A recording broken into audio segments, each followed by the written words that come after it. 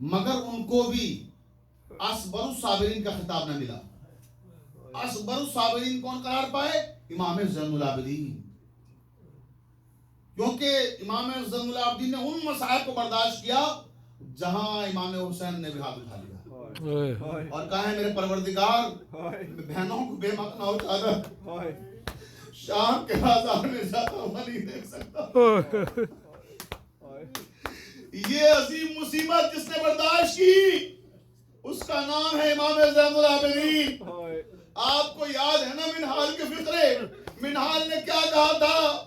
آقا آپ اتنا گریہ کرتے ہیں، شہادت تو آپ کے گھر کی میراث ہے. امام نے فرمایا منہال تم نے انصاف نہیں کیا، ارے شہادت ہمارے گھر کی میراث ہے لیکن بے مقناع چادر ماں بہنوں کا بازار میں جانا. مولا کوئی غم نہ دے آپ کو سوائے غم حسین کے. عزاداران مرحوم کربلا میں کیا عرض کروں کہ امام زین العابدین نے کیسے کیسے منظر دیکھے ہیں.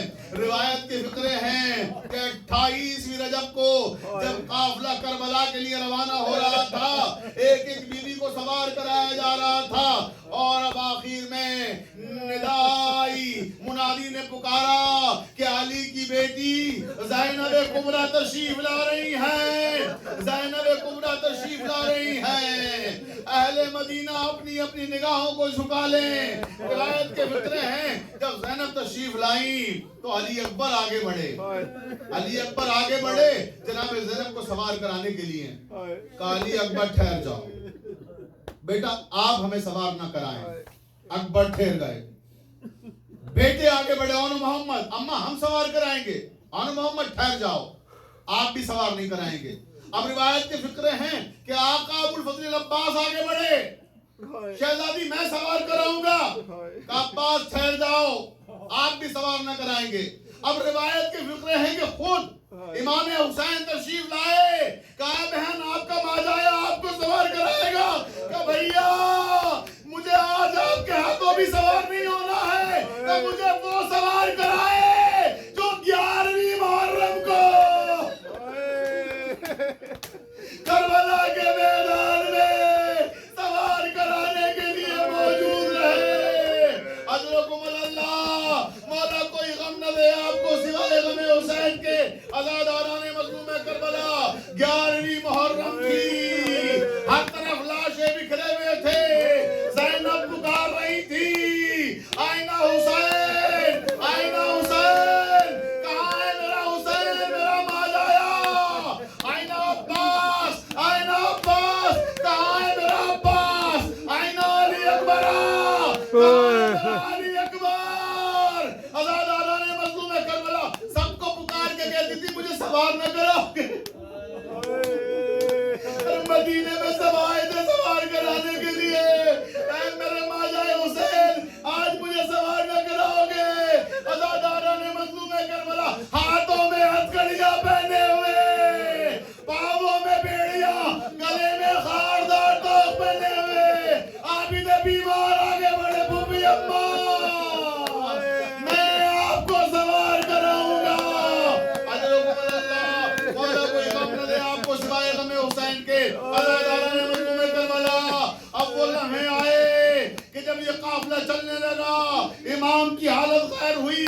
جناب زینب نے فرمایا سید سجاد اپنے آپ کو سنبھالو، میں یہ کیا دیکھ رہی ہوں. کہ اماں عزاداران جملے سننے کی طاقت دے مولا آپ کو. میں پر سکوں کہ اماں آپ نے غریب تو بہت دیکھے ہوں گے، اماں کہ میرے جیسے کوئی غریب دیکھا ہے.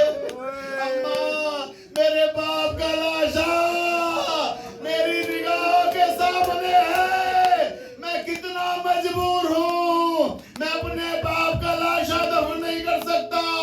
عزاداران مظلوم کربلا میں کہوں گا اے سید سجاد 40 سال تک باپ کو روتے رہے.